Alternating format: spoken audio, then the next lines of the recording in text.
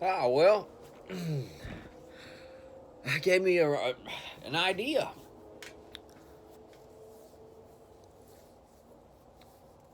You ever heard of the show Dark? I think it was on Netflix. It's a German show. Now, they got a dub version. We ended up watching the subtitles. That way you could hear the actor's voice. But, it's a lot like Stranger Things. In fact, if I was to boil it down, I'd say, yeah, it's like a German Stranger Things. Now, there's different aspects to it. Dark is more focused about time, time travel, than Stranger Things is. But they both have a common theme. What is that common theme?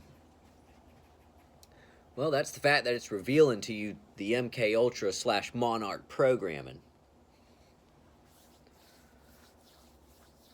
Both of those shows do a good job showing you pieces of what it's like, but I feel like Dark does a little bit better of a job of showing you some specific practices that they use. And I'll just share with you my experience a little bit. And I'd already shared in a very early video about how a man would come to the house and he'd have like a boxy suitcase. He'd sit me down in a chair by the window and he'd ask me questions about what I saw when I closed my eyes. And he'd put like diodes on my head. And he'd ask me these questions. I'd close my eyes and I'd describe to him what I saw. And then eventually I'd black out. I do remember a couple of times where I came back during the middle of it and he was saying something like get back in that thing, alpha or delta, some kind of wave code he was telling me to get back into and then black out again. But there's one thing that I remember that happened to me after he started showing up. Well, actually two things. One was the ringing in the ears. My ears started ringing a lot more after that man started showing up to the house. But there's another one that I remember to this day, just the difference. What was that? Hearing pop music in my head all the time, non-stop. That never was a thing until that man showed up. Now, how do I tie that into that show Dark? Well, I guess the spoiler alert. I'm going to give you a little bit of spoilers. In that show Dark, they have a couple of scenes where there is a room. They have a kid in the room. And they have the kid like strapped down in a chair.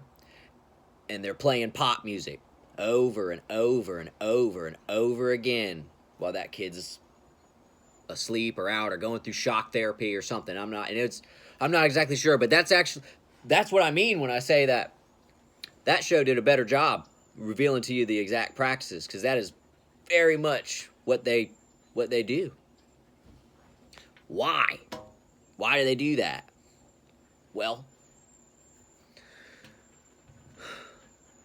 they want to separate you from connected to your higher self, especially if you're a psychic. They know you're a psychic kid. They want to keep you from tapping into that, to your higher self. That way you'll stay asleep. You won't remember your gifts. Well, they do that by putting that pop music in your brain. That way you can't focus. Yep. When you meditate, when you learn to meditate and to actually do it and make progress with it, the hard part isn't sitting still or breathing. The hard part is actually quieting your mind. It's not as easy as you'd think. I think a lot of people probably like, oh, well, I do that all the time. Do you really, though? Think about it. Do you really actually sit there and have absolutely no thought at all? I mean, no thought. Not just sitting still thinking about like a song you heard or what you did that day or of somebody that you saw, or maybe thinking of a cool idea that pops in your head. I'm talking about absolutely none. And being able to sustain that for 20, 30 minutes. It's harder to do than you'd think. Which is why, when you're going through that Monarch programming, a big part of it is putting that pop music in your mind constantly.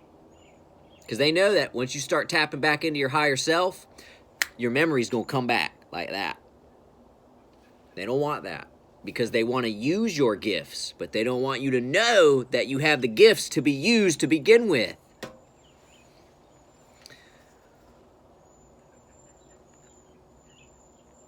That was actually a pretty cool show. I'd say you got to pay attention more on that one. It's like Stranger Things, but older. There's a lot going on, but it was a really cool show. Man, yeah, they even used the symbolism of a little door that you go through to travel through the dimension of time. It was a door that had like the Trinity symbol on it that you see in the Catholic Church, the three infinities, Trinity. And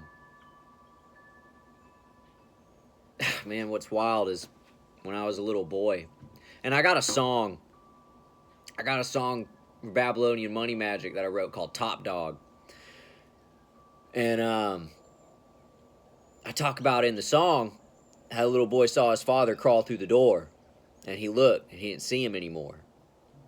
And in that song, I guess I'll get a little personal with you on there. I'm talking about a dream that I had as a little child.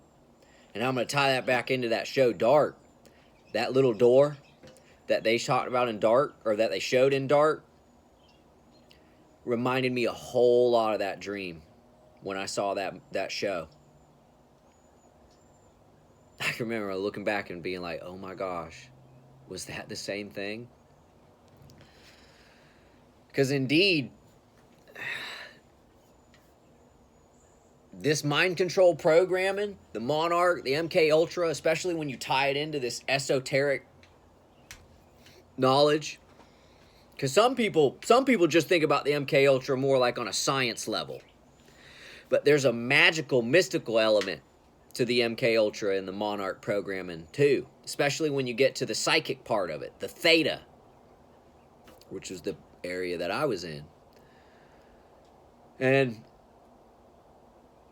esoterically speaking, these people who are doing this mind control program, they're trying to stay in power forever.